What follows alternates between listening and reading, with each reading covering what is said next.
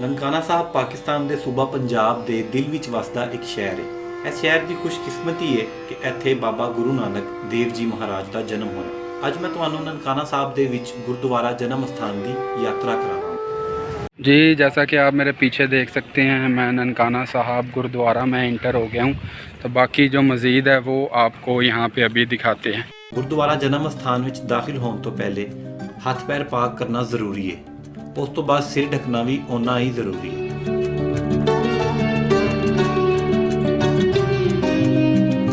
ये मेरे पीछे पालकी साहब है जो कि सारी सोने की बनी हुई है। ਗੁਰਦੁਆਰੇ ਦੇ ਅੰਦਰ ਦਾਖਲ ਹੁੰਦਿਆਂ ਹੀ ਸੱਜੇ ਹੱਥ ਸ਼ੀਸ਼ੇ ਦੇ ਕਮਰੇ ਦੇ ਅੰਦਰ ਪਾਲਕੀ ਸਾਹਿਬ ਨੇ। ਖਾਲੀ ਸੋਨੇ ਨਾਲ ਬਣਾਈ ਗਈ ਇਹ ਪਾਲਕੀ ਕੁਝ ਸਾਲ ਪਹਿਲੇ ਤੋਹਫੇ ਦੇ ਤੌਰ ਤੇ ਦਿੱਲੀ ਤੋਂ ਭੇਜੀ ਗਈ ਸੀ।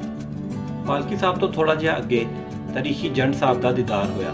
और ये जो मेरी बैक साइड पे आप देख रहे हैं, ये जंड साहब है। इनकी तारीख भी मैं आपको अभी बताता हूँ। ਜੰਡ ਸਾਹਿਬ ਦੀ ਤਾਰੀਖ ਬਹੁਤ ਖੌਫਨਾਕ ਤੇ ਤਕਲੀਫਦੇਹ ਹੈ।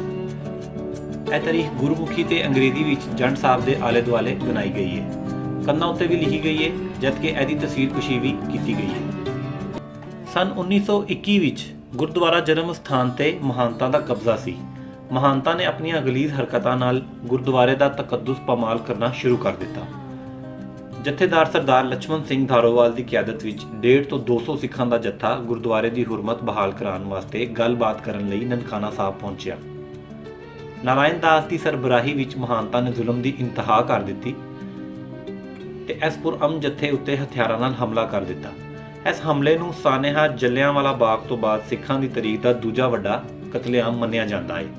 ਸਰਦਾਰ ਲਛਮਣ ਸਿੰਘ ਧਾਰੋਵਾਲ ਦੇ ਸਾਥੀਆਂ ਨੂੰ ਕਤਲ ਕਰ ਦਿੱਤਾ ਗਿਆ ਤੇ ਸਰਦਾਰ ਲਛਮਣ ਸਿੰਘ ਨੂੰ ਇਸ ਜੰਡ ਸਾਹਿਬ ਨਾਲ ਲਟਕਾ ਕੇ ਜ਼ਿੰਦਾ ਨੂੰ ਅੱਗ ਲਾ ਕੇ ਸ਼ਹੀਦ ਕਰ ਦਿੱਤਾ ਗਿਆ। ਇਸ ਅਜ਼ੀਮ ਕੁਰਬਾਨੀ ਨੇ ਗੁਰਦੁਆਰਾ ਜਨਮ ਸਥਾਨ ਦਾ ਬੰਦੋਬਸਤ ਸਿੱਖਾਂ ਨੂੰ ਵਾਪਸ ਦੇਣ ਵਿੱਚ ਅਹਿਮ ਕਿਰਦਾਰ ਅਦਾ ਕੀਤਾ।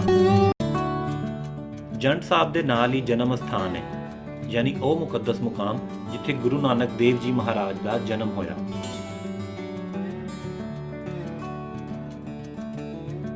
ਜਨਮ ਸਥਾਨ ਦੇ ਗ੍ਰੰਥੀ ਸਰਦਾਰ ਬੂਟਾ ਸਿੰਘ ਜੀ ਨੇ ਇਸ ਮੌਕੇ ਤੇ ਗ੍ਰੰਥ ਸਾਹਿਬ ਵੀ ਪੜ੍ਹੀ। ਸਤਿਗੁਰ ਆਇਓ ਸਰਣ ਤੁਹਾਰੀ, ਮਿਲੇ ਸੁਖ ਨਾਮ ਹਰ ਸੋਪਾ, ਚਿੰਤਾ ਲਾਏ ਹਮਾਰੀ। ਸਤਿਗੁਰ ਆਇਓ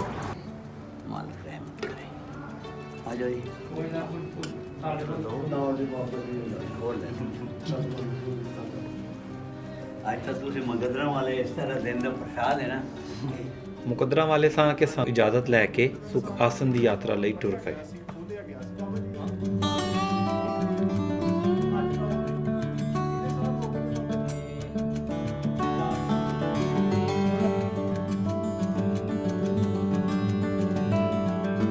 ਇਹ ਸੁਖ ਆਸਨ ਦੀ ਉਹ ਖੁਸ਼ਕਿਸਮਤ ਚਾਰ ਦੀਵਾਰੀ ਹੈ ਜਿਹਦੇ ਅੰਦਰ ਗ੍ਰੰਥ ਸਾਹਿਬ ਆਰਾਮ ਫਰਮਾ ਰਹੇ ਨੇ।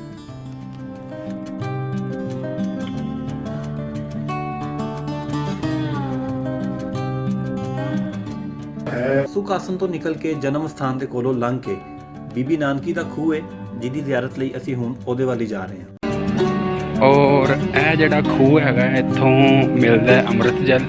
ਹੁਣ ਤੇ ਇਹਨੂੰ ਦੇਖੋ ਨਾ, ਤਾਲੇ ਵਗੈਰਾ ਲਗਾ ਕੇ ਬੰਦ ਕਰ ਦਿੱਤਾ ਗਿਆ, ਪਰ ਇੱਥੋਂ ਤੁਸੀਂ ਟੂਟੀ ਤੋਂ ਜਿਹੜਾ ਪਾਣੀ ਭਰ ਸਕਦੇ ਹੀ ਹੈ ਤੇ ਪੀ ਸਕਦੇ ਹੀ ਹੈ। ਇਸ ਟੂਟੀ ਤੋਂ ਮਿਲੇਗਾ ਜੀ ਸਾਨੂੰ ਅੰਮ੍ਰਿਤ ਜਲ।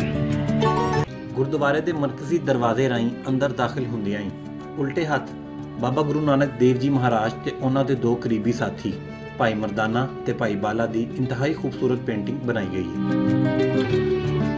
ਗੁਰਦੁਆਰੇ ਦੇ ਮਰਕਜ਼ੀ ਦਰਵਾਜ਼ੇ ਤੋਂ ਜਨਮ ਸਥਾਨ ਤੱਕ ਸਿੱਖ ਮਜ਼ਹਬ ਦੇ ਬਾਰੇ ਇਲਮ ਦਾ ਖਜ਼ਾਨਾ ਮੌਜੂਦ ਹੈ। ਇਸ ਰਾਹ ਵਿੱਚ ਟੰਗੇ ਗਏ ਬੈਨਰਾਂ ਵਿੱਚ ਸਿੱਖ ਦੀਆਂ 5 ਨਿਸ਼ਾਨੀਆਂ ਵੀ ਦੱਸੀਆਂ ਗਈਆਂ ਨੇ, ਜਿਨ੍ਹਾਂ ਵਿੱਚ ਕੇਸ, ਕੰਘਾ, ਕੜਾ, ਕਿਰਪਾਨ ਤੇ ਕਛਰਾ।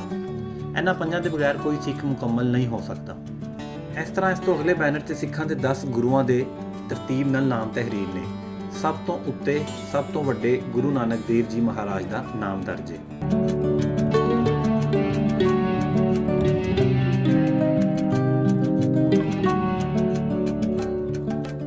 ਤੇ ਅੱਜ ਦੀ ਮੇਰੀ ਜਿਹੜੀ ਇਹ ਵੀਡੀਓ ਹੈ ਸਪੈਸ਼ਲ ਮੈਂ ਡੈਡੀਕੇਟ ਕਰਨਾ ਆਪਣੇ ਫਰੈਂਡ ਗੁਰਨਾਮ ਨੂੰ GS ਸਿੰਘ ਜੱਟ ਦੇ ਨਾਮ ਤੋਂ ਹੁੰਦਾ YouTube ਤੇ ਚੈਨਲ ਵੀ है। ये है जी सामने लंगर खाना,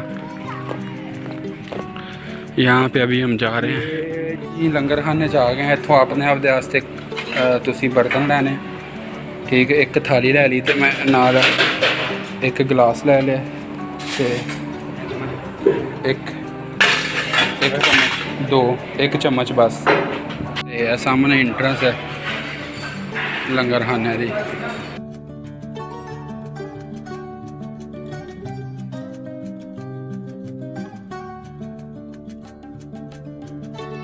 देख सकते हैं चावल ले लिए हैं और अभी क्या क्या आएगा वो हमें पता नहीं है, दाल आती है या कुछ और इसके साथ आता है।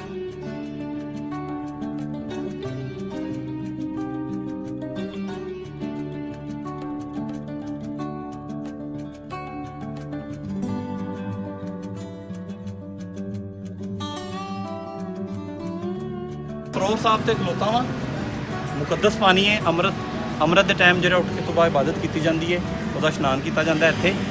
ਤੇ ਵਿਸਾਖੀ ਦੇ ਮੇਲੇ ਤੇ ਜਿਹੜੇ ਜ਼ਾਇਰੀਨ ਯਾਤਰੀ ਇੱਥੇ ਆਉਂਦੇ ਨੇ ਉਹ ਇੱਥੇ ਆ ਕੇ ਨਹਾਉਂਦੇ ਵੀ ਨੇ।